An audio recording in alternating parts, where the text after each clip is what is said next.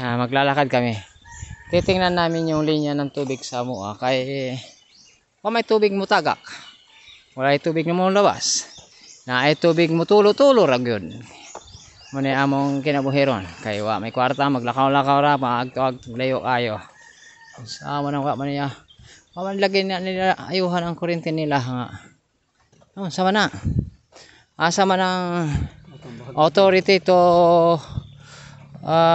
repair this power supply of bagsakan man na yung yan ang sinasabi. Sakot ay pag sweldo lang ang hinahintay mo, hindi yan. Kaya pala nag-i-interrupt yung kuryente pagdating ng alas 8, naka-schedule. Paste lang pagdating sa singilan, yan na.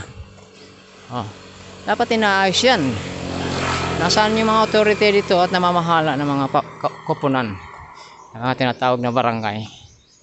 Yan, dapat inaayos yan. Sinusurvey dapat yan. Bakit nagkaroon ng interruption yung inyo yan, guys? So, unsafe.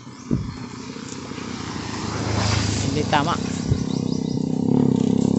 Dapat inaayos yan. Kasi maaaring may mataong mapahamak dahil power supply. Yan. Titingnan namin yung kuryente, yung tubig. Kaya wala may tubig sa bahay. yun. Yung agi dito. So, paahon yan guys, hindi yan masarap maglakad dito at mag-practice ng jogging sa umaga kung malilim siya pero sobrang init talaga. Ang layo ng kinabitan ng aming tubig. Imagine ninyo dyan, ang layo. Kung lalakarin mo almost 1.5 ito yan yung lumalabas ng tubig. Yung mga linya na yan. Ayan sa atin. Ayan. Yes. Ang layo na dinadaanan. Ngayon, titingnan natin ang kontador. Saan susundutin, sundutin.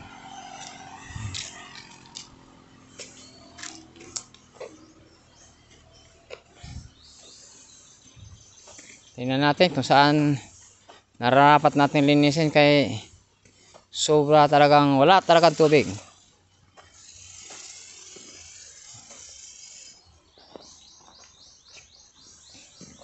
Ayan, dahil hindi pinabayaan nyo, naputol na yung linya ng telephone.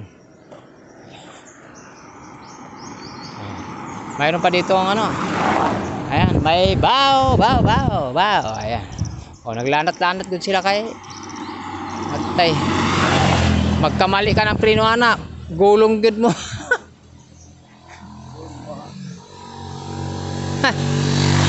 Kunya kusog mo kung magpadalagan magpalugsong. Sub yun na, gulong na kay isang gulong lang yun na sa unahan. Diba? It's unbalanced.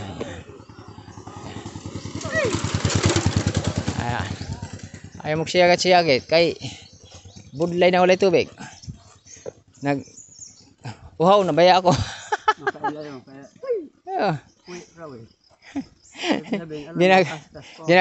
Ginagawa tayo quick. Ayan, daanan natin sa yung pagkauhaw at pagkapagod. Idadaanan natin sa komedya. Ayan yung dapat malaking tubo na yung nilagay nila dito yung bakal.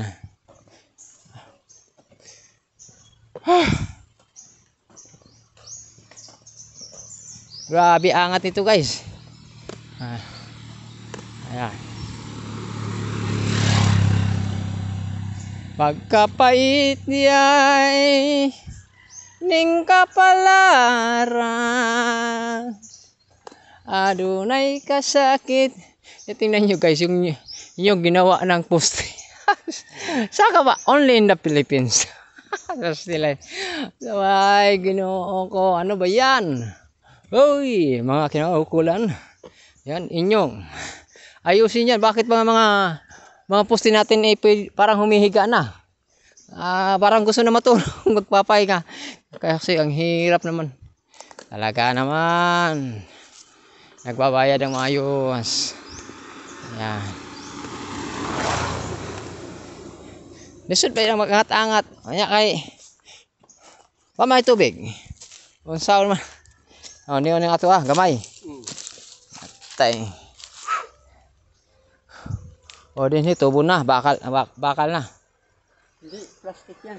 Di ari men. Plastic yan. Yan. Angat. Ayan, baw. Angat sila, angat. Ayan. Wala na pa talaga pag-asa. Kapitan na escalator. Ayan.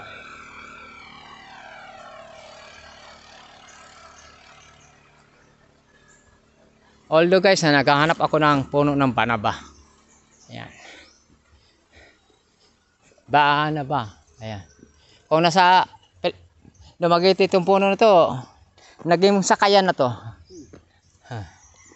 Bangka.